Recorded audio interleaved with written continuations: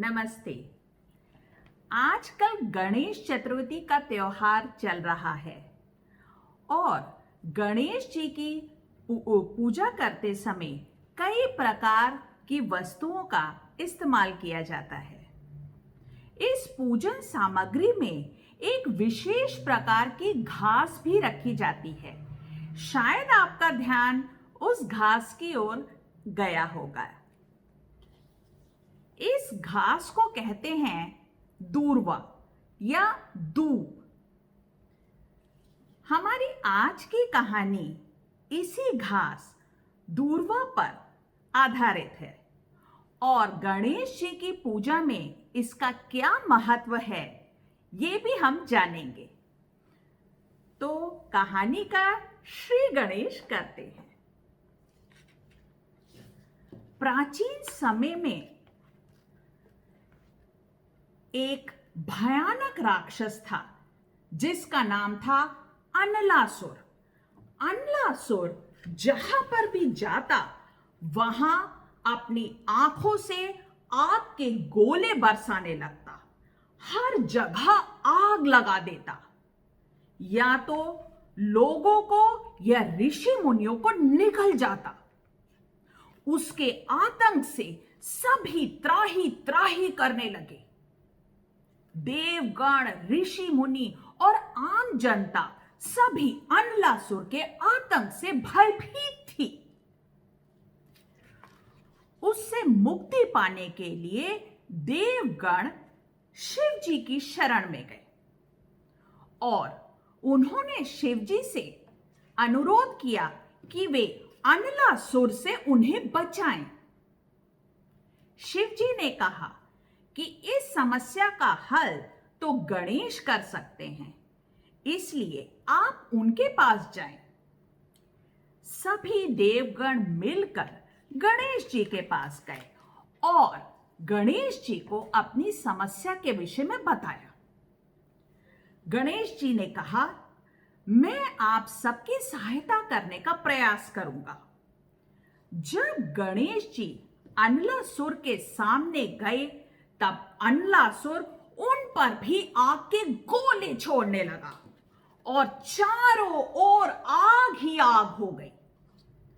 जब अनलासुर ने देखा कि आग का तो कोई भी असर गणेश जी पे नहीं हो रहा है, तब उसने निश्चय किया कि वह गणेश जी को भी निगल लेगा।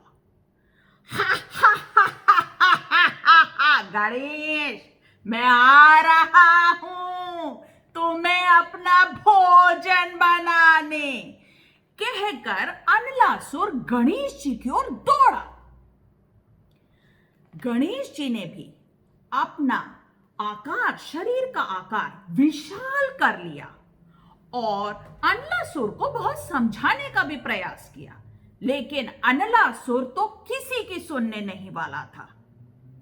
विवश होकर गणेश जी को सबकी रक्षा के लिए अनलासुर को निगलना पड़ा और गणेश जी अनलासुर को निगल गए।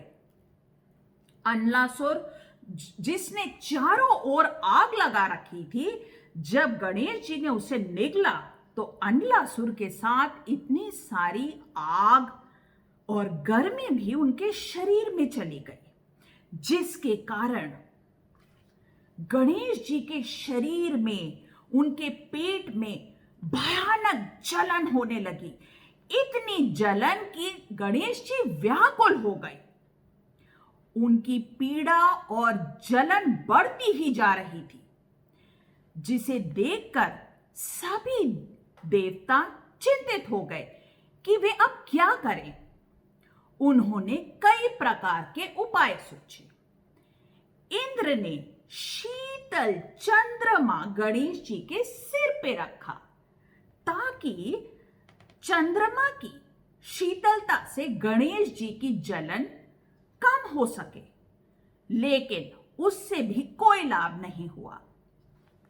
तब शिव जी ने अपने गले का नाग गणेश जी के पेट पर बांधा, लेकिन उसका भी कोई असर नहीं हुआ।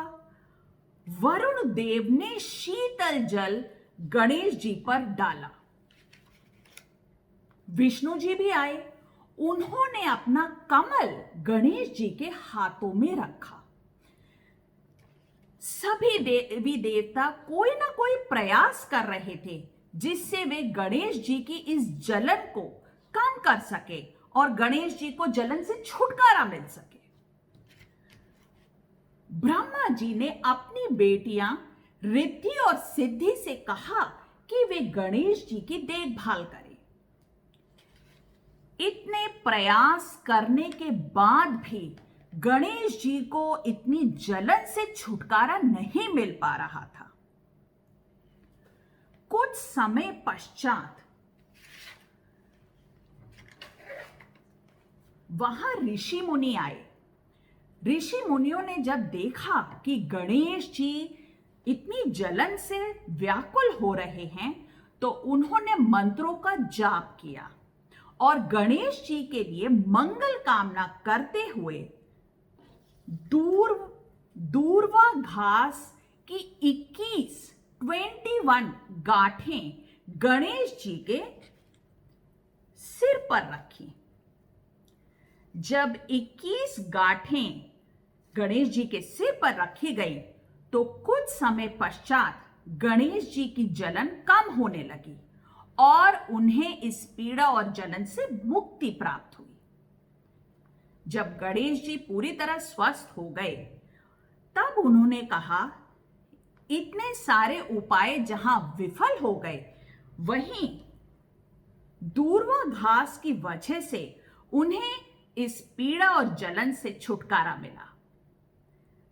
गणेश जी मुस्कुराकर कहने लगे, अब से जो कोई भी मुझे दूर्वा घास चढ़ाएगा उससे मैं सदैव प्रसन्न रहूंगा और मेरा आशीर्वाद उसके साथ रहेगा।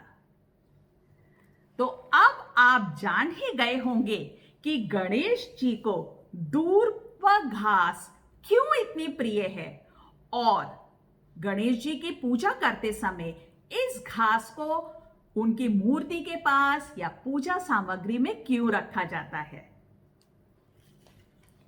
यदि आपको यह कहानी पसंद आई हो तो कृपया लाइक और शेयर करना ना भूलें। और आपने अगर चैनल को सब्सक्राइब नहीं किया है तो जल्दी से कर ले और बेल आइकॉन भी दबा दें, क्योंकि मैं हर महीने इस चैनल पर इंग्लिश और हिंदी की कहानियां अपलोड करती रहती हूं। कमेंट सेक्शन में लिखकर अवश्य बताएं कि आपको और कौन सी कहानियां पसंद हैं और आप किस प्रकार की कहानियां सुनना चाहते हैं, जिस पर जल्द से जल्द मैं वीडियो बना सकूं। तो मिलते हैं अगली स्टोरी वीडियो में। तब तक के लिए कहानी सुनते रहिए और सुनाते रहिए।